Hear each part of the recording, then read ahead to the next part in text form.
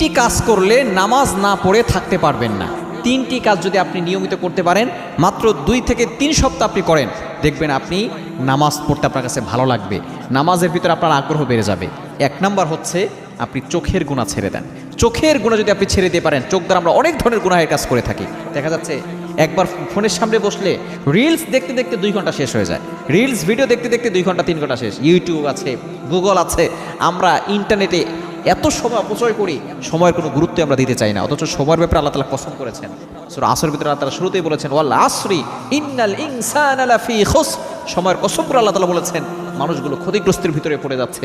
সুতরাং এজন্য চোখের গুনাহ করা যাবে না। চোখ, আপনি চোখের শাটারকে ডাউন করে রাখেন, চোখের গুনাহ বাদ দেন। আপনি বেগানা নারীর দিকে তাকাবেন না, ফোনের ভিতরে যত ধরনের গুনাহের দৃশ্য আছে সেগুলোতে আপনি দেখবেন না। দেখবেন আপনি চোখের গুনাহ থেকে বাঁচতে পারলে আপনার অন্তরে নামাজের স্বাদ পাবেন। আপনি